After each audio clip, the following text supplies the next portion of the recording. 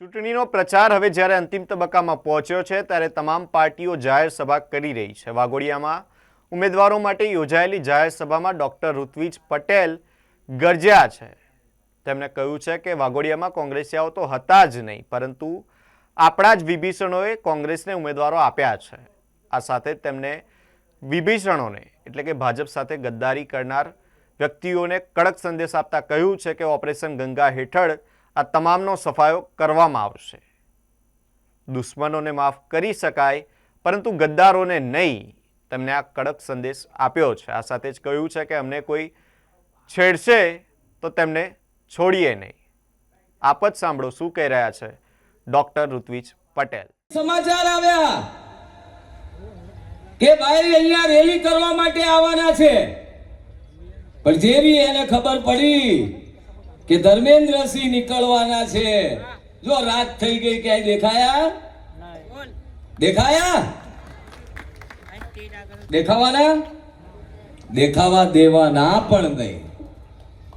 સાચો અનેકવિધ કામો માન્ય મોદી સાહેબે કર્યા, અમિતભાઈ શાહ સાહેબે કર્યા। આમ તો આખી નગરપાલિકા બિનહરીફ થાય એવી હતી। તમે કીધું એ પ્રમાણે કોંગ્રેસ તો ક્યાંય છે જ નહીં। કોંગ્રેસીઓ વાઘોડિયામાં બચ્યા નથી, પણ આ તો આપણા જ કેટલાક વિભીષણો હતા કે જેમણે સામે ઉમેદવારો આપવાનું કામ કર્યું છે। કર્યું છે કે નહીં? હા કે ના? સંભળાયું નહીં? નામ શું બોલો? નામ શું? સાંભળી લે બધા લોકો જે પક્ષ વિરોધી પ્રવૃત્તિઓ કરી રહ્યા છે, એ ચાહે નિલેશ પુરાણી હોય કે બીજું કોઈ હોય, ચૂંટણીના પરિણામ આવવા દો, એક એકનો હિસાબ લેવાનો છે। અને મારે ક્યાં કે બાપુને દાદાગીરીથી મત લેવાના છે? એમણે તો જે વિકાસના કામો કર્યા છે એમાંથી મત લેવાના છે, અને આગળ વાઘોડિયાને સુવર્ણ નગરી બનાવવા માટે મત લેવાના છે। ત્યારે મિત્રો, દુશ્મનને માફ કરી શકાય, ગદ્દારને માફ ના કરાય। યાદ રાખજો, પરિણામ આવે ત્યારે આ ગદ્દારોને મિળીને ઓપરેશન ગંગા જળ ચાલુ કરીને તમામને પાર્ટીનો દરવાજો દેખાડી દેવાનો છે, તમામને પાર્ટીની બહાર મૂકી દેવાના છે। આવા ગદ્દારો આપણે જોઈતા નથી। મારી પાસે વાઘોડિયાના આટલા બધા દેશભક્ત કાર્યકર્તાઓ હોય ત્યારે મારે કોઈ ગદ્દાર કાર્યકર્તાની જરૂર નથી। યુવાનો, આપ સૌના વિશ્વાસે આજે પ્રચારના આગલા દિવસે નિશ્ચિત થઈને જઉં છું કે આપણા સ્વાભિમાનની લડાઈ માટે એક પણ બેઠક જો આપણે હાર્યા તો મને એવું લાગશે કે આખી નગરપાલિકા આપણે હારી ગયા છીએ। સવારે 7 વાગ્યાથી મતપેટીઓ છલકાવી દેજો, અને 28 તારીખે અમારા અનેક યુવા નેતાઓ ચૂંટણી લડી રહ્યા છે, અમારી અનેક બહેનો ચૂંટણી લડી રહી છે, અમારા અનેક વડીલો ચૂંટણી લડી રહ્યા છે। એમના હાથ મજબૂત કરવા માટે, ધર્મેન્દ્રસિંહના હાથ મજબૂત કરવા માટે મોદી સાહેબ, અમિતભાઈ સાહેબ, ભૂપેન્દ્રભાઈ પટેલ સાહેબ, હર્ષભાઈ સંઘવી સાહેબ અને જગદીશભાઈ વિશ્વકર્મા સાહેબના હાથ મજબૂત કરવા માટે મતદાન કરજો।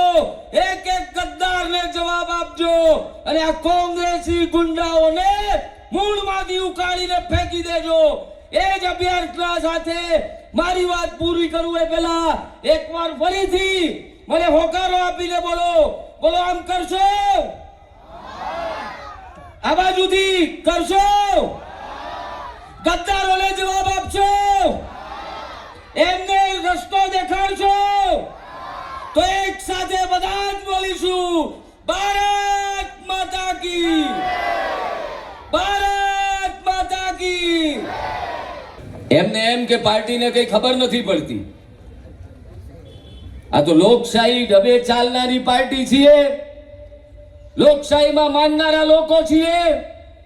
અમારા સંસ્કાર અમને રોકે છે, બાકી અમે કોઈને છેડતા નથી, અને કોઈ અમને છેડે તો એને છોડતા પણ નથી। હું આપના માધ્યમથી જે કોઈ યુધિષ્ઠર બનેલા છે, યુધિષ્ઠરને એક વખત માફ કરી શકાય પણ મિર્ચને માફ ના કરાય એટલે આપના માધ્યમથી કહેવા માગું છું કે આવો જે કોઈ પ્રયત્ન કરતા હશે એને ખુલ્લી ચીમકી આપું છું કે આ બધાય પ્રયત્નો બંધ કરી દેજો, નહીં તો 28 તારીખના રિઝલ્ટ પછી તમે તૈયાર રહેજો.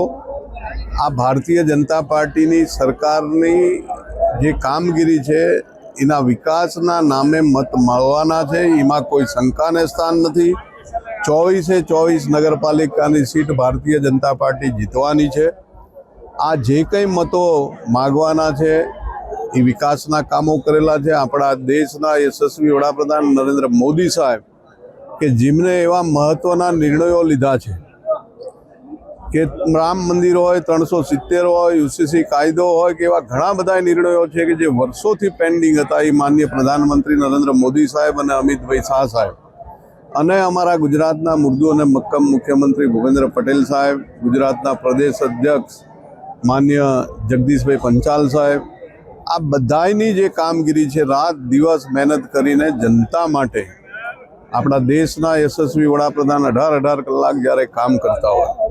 આપ જાણો છો કે આ વાઘોડિયાની અંદર નગરપાલિકા આપીને 200 કરોડ રૂપિયા જેટલું ભંડોળ જેને ફાળવ્યું હોય, જે વર્ષોની વાઘોડિયાની પરિસ્થિતિ હતી ગટર લાઇનની, એ ડ્રેનેજ સિસ્ટમ માટે થઈને 60 કરોડ રૂપિયા એસટીપી પ્લાન્ટ શુદ્ધિકરણ પાણીનું કરીને કોઈ કંપનીને જોતું હોય, કોઈ ખેડૂતોને જોતું હોય એવી સરસ મજાની સિસ્ટમ સાથે આ સરકારે જ્યારે કામો કર્યા હોય ત્યારે વાઘોડિયાની અંદર વર્ષો જૂના કોઈ પણ જગ્યાએ બેસવા માટે સિનિયર સિટીઝનોને ગાર્ડન પણ નથી. આ ગાર્ડન પણ જ્યારે આ સરકારે મંજૂર કરી આપ્યો હોય, આરોગ્ય કેન્દ્ર આખું નવું સંપૂર્ણ સુવિધા સાથે જ્યારે બનવા જઈ રહ્યું છે, ત્યારે ફાયર સ્ટેશનથી લઈને નગરપાલિકાનું નવું ભવન હોય, વરસાદી કાંસ હોય, નવી પાણીની લાઈન હોય, નવી ગેસ લાઈન, આ તમામ પ્રકારના કામો જ્યારે સરકારે આપેલા હોય ત્યારે આ વાઘોડિયાની અમારી જનતા બરોબર રીતે જાણે છે કે આ કામો વર્ષોથી થયા નથી. આ માત્ર ને માત્ર 2 વર્ષની અંદર આટલા બધા કામો મંજૂર થયા છે ને લોકો વાઘોડિયાના રોડ પણ આરસીસી જ્યારે બની ગયા હોય ત્યારે વાઘોડિયાની અંદર માળોદર ગામની અંદર 6 કરોડ રૂપિયા જેટલું બ્યુટિફિકેશન તળાવના ફાળવ્યા હોય, મહાદેવના મંદિરના 4 કરોડ રૂપિયાની ફાળવણી થઈ હોય. આવા અનેક કામો છે કે જે અમારા ગુજરાતના મૃદુ અને મક્કમ મુખ્યમંત્રી ભૂપેન્દ્ર પટેલ સાહેબે ફાળવ્યા હોય ત્યારે અમારી વાઘોડિયાની નગરની પ્રજા સારી રીતે જાણે છે અને અમારી પ્રજા ખોબે ને ખોબે ભારતીય જનતા પાર્ટીને મત આપીને 24 ઉમેદવારને જંગી મતોથી જીતાડશે, એનો મને પૂરેપૂરો વિશ્વાસ છે.